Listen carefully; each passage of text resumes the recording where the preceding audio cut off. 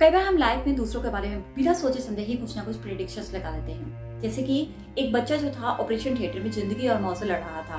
अब डॉक्टर साहब वहां पर आए, तो जैसे ही डॉक्टर साहब वहां पे आए हॉस्पिटल में ऑपरेशन करने के लिए, तो उसके घर वाले उनको बहुत बुरा भला कहने लगे कि आपको अपनी ड्यूटी का एहसास नहीं है, आपको डॉक्टर होने के नाते जिंदगी और मौत से जो जूझ रहा है उसके बारे में सोचना चाहिए। तो डॉक्टर ने किसी बात का कोई जवाब नहीं दिया, वो चुपचाप ऑपरेशन थिएटर में गया, ऑपरेशन करके बाहर आ गया। उसको 1.5 घंटा लगा ऑपरेशन करने में।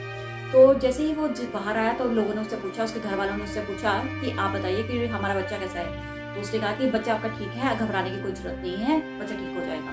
तो और कुछ सवाल पूछने लगे, तो उसने कहा कि मैं अभी जल्दी में हूँ, मुझे यहाँ से जाना है, आपको कोई भी सवाल पूछने हैं आप नर्स से पूछ लो। अब नर्स जैसे ही है बच्चे के बारे में कुछ बताने लगी, तो लोगों ने कहा कि आप ऐसा कीजिए, हमें बच्चे के बारे में बाद में बताइए, आप पहले इस डॉक्टर के बारे में बताइए। ऐसे डॉक्टर को तो हॉस्पिटल से बाहर निकाल देना चाहिए, जो इतनी हड़बड़ाहट में आते हैं, पता नहीं क्या क्या काम करते हैं, कैसे है, इनको लोगों की जान की परवाह ही नहीं है। तो नर्स ने कहा आप ऐसा मत बोलिए, आज सुबह ही रोड एक्सीडेंट में उनके बच्चे के देहांत हो गया है और हमें लग भी नहीं रहा था कि आज डॉक्टर साहब ऑपरेशन के लिए आएंगे, लेकिन हमने अपनी ड्यूटी को समझते हुए डॉक्टर साहब को फोन किया, तो डॉक्टर साहब तुरंत अपने बच्चे का शव वहीं पर छोड़ कर हमारे यहाँ पे ऑपरेशन करने के लिए आए, आपके बच्चे की जान बचाने के लिए। और आप सोच रहे हैं वो अभी भाग कर गए, वो भागकर इसलिए गए हैं क्योंकि शाम होने वाली है और उन्हें अपने बच्चे का अंतिम संस्कार करना है। इतनी बात सुनते ही वहां खड़े लोगों की आंखों से आंसू बहने लगे। इसलिए किसी के बारे में कुछ बोलने से पहले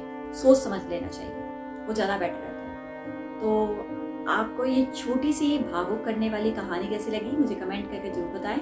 अगर अच्छी लगी है तो इसे लाइक और शेयर करके मेरे चैनल को सब्सक्राइब करना ना भूलिए, ताकि मैं आपके लिए इस तरीके की छोटी छोटी कहानियां लेकर आती हूँ जो हमें कोई ना कोई शिक्षा पद देके ही जाती है।